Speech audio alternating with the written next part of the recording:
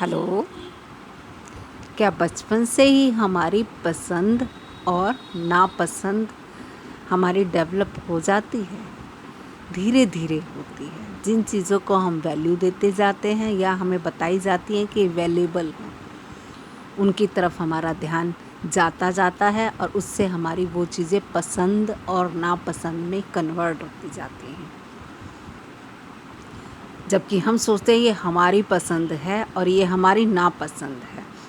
जैसे कोई भी खाने की वस्तु होती है, एकदम से अच्छी नहीं लगती। मुझे चाउमीन पसंद नहीं थी। शुरू में जब आई थी पहली बार तो अजीब सी लगी थी, लेकिन धीरे धीरे टेस्ट बड्स को अच्छी लगने लगी। ऐसे ही चाय शुरू में बच्चे को दो तो बच्चे को ऐसी थोड़ी बकबकी सी लगती है, फिर उसका टेस्ट डेवलप हो जाता है। ऐसे ही वैल्यू किस चीज़ को हम देते हैं, हमारे माँ बाप किस चीज़ को वैल्यू देते हैं, वही हमारे शरीर की ज़रूरतों के हिसाब से हमारे पसंद और नापसंद की दूरी पे पूरी उतरती है। अब इस पसंद नापसंद को जो अब तक हम ले आए हैं, क्या उससे हमें सुकून और चैन मिल गया होता तो हम आराम से होते। हमें सोने चांदी में वैल्यू बताई गई, उसको हमने यूज़ किया है, यूज़ करने के बाद भी सुकून नहीं मिला है। जो भी चीज़ हमें वैल्यूएबल लगती हैं वो वैल्यू बाहर से नहीं, हमारे अंदर से उसमें वैल्यू आई है। और ऐसे ही स्पिरिचुअलिटी में वैल्यू हमें डालनी पड़ेगी। उसकी प्रैक्टिस शुरू में बहुत बोरिंग लगेगी, लेकिन धीरे धीरे उसमें भी समझ आने लगेगी। ये चीज़ ऐसी है, ये बाय फोर्स नहीं दी जा सकती। ये इतनी विराट है कि इसको कोई फ़र्क नहीं पड़ता कि आप कब इस रास्ते पे चलेंगे। ये फोर्सफुली नहीं चलाना चाहती हमें। कभी भी साइलेंस के ऊपर कुछ भी, साइलेंस का कुछ नहीं बिगड़ता, लेकिन साइलेंस डिस्टर्ब मिनटों में हो जाता है। किसी ने एक शब्द कहा, कोई सामान गिरा, कुछ हुआ, साइलेंस वहाँ पे अपनी मतलब ये नहीं कहता कि देखो मैं साइलेंस हूँ तो मैं मेरे ऊपर कुछ नहीं होना चाहिए। वो इतना विराट है कि उसको ज़रूरत ही नहीं है ये कहने की कि भाई, उसको पता है मैं इतना शांत हूँ अंदर से। मैं ऐसे समुद्र है, समुद्र में कुछ भी डाल दीजिए, कितनी भी नदियाँ अंदर आके समा जाती हैं, उसे कोई फ़र्क नहीं पड़ता। वैसे हमारे अंदर का साइलेंस और समुद्र है, जिसमें बहुत स्पेस है, बाहर और अंदर दोनों तरफ ही है।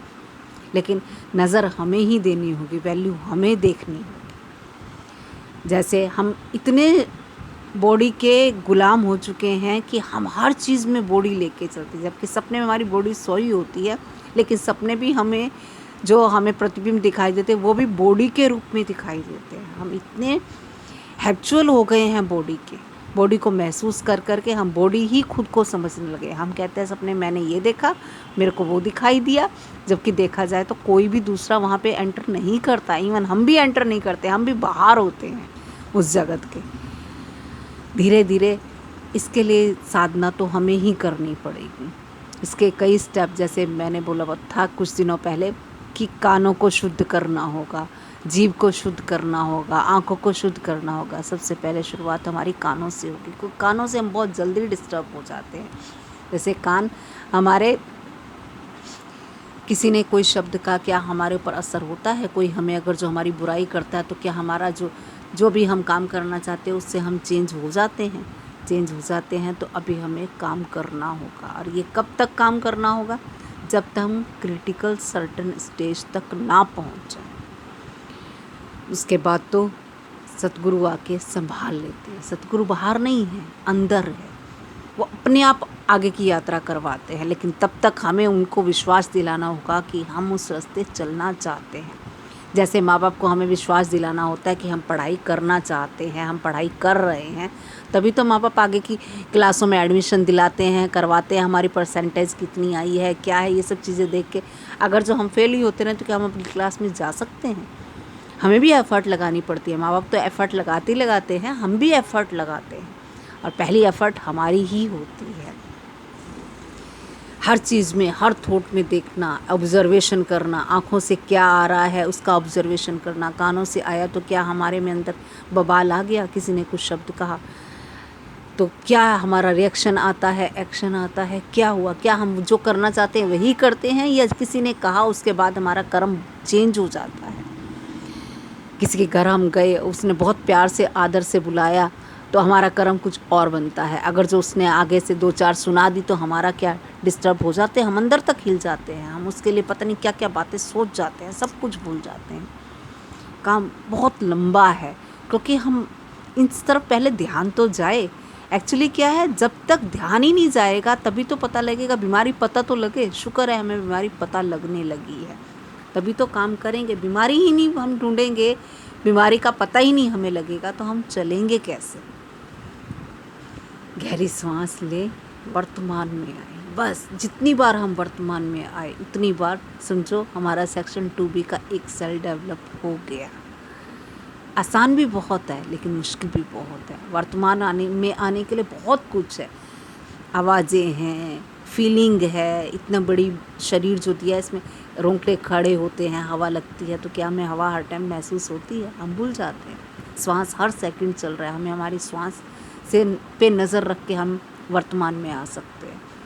सिर्फ हमारे हाथ में थोड़ी सी प्रैक्टिस है और इतने बड़ा विराट हमारे अंदर समाया ही हुआ है, सिर्फ दिखना बंद हो गया है, क्योंकि हमने मेमोरीज़ को वैल्यू दे दी है। ये दिन रात फ़ोटो खींच के क्या है वर्तमान का, जब उस जगह पे होते हैं तो हम फ़ोटो खींचने में वो टाइम वेस्ट कर देते हैं, बाद में हम फ़ोटो देखने में टाइम वेस्ट कर देते हैं। दोनों टाइम में एक टाइम भी हम वर्तमान में नहीं होते। जब हम अपने प्रियजन के साथ बैठे होते तो हम फ़ोन में लगे होते हैं, और जब वो हमारा प्रियजन हमारी दुनिया से चला जाता है तब हम उसकी फ़ोटो देखते रहते हैं। बस यही सर्कल चलता रहता है, क्योंकि पूर्णता में कहीं होते नहीं हैं। श्री कृष्ण भगवान जब तक यशोदा मैया के यहाँ थे तो पूरी तरह यशोदा मैया के यहाँ थे, जब द्वारिका गए तो वहाँ के हो गए। वही तो उन्होंने सिखाया अपनी रियल ज़िंदगी से हमें। तो हमें वो, जब तक हम वो चीज़ नहीं सीखेंगे वर्तमान में रहना, तब तक हमारे आगे के रास्ते खुलेंगे नहीं। हमें वैल्यू पता क्या है, हमें वैल्यू बाहर की चीज़ों की है। तो बाहर की चीज़ें मिल रही हैं तो हम परेशान क्यों? कुछ तो चेंज होना पड़ेगा ना, तभी तो हम अंदर की चीज़ों को टेस्ट कर पाएंगे। हम कहीं बाहर और अंदर अलग अलग ही होता है, हमेशा अलग अलग ही होता है। अब घर है तो घर बनाया है, बाउंड्री की है, तो तभी तो बाहर और अंदर का फ़र्क आ जाता है। ये बाउंड्री तो सिर्फ एक जो विराट स्वरूप कृष्ण हो जाते हैं उनकी बाउंड्री हट जाती है। साधना तक तो बाउंड्री महसूस होगी ही होगी, अंदर और बाहर में हमें फ़र्क दिखाई देगा ही देगा। आज इतना ही, कल फिर बात करते हैं। Okay, good night.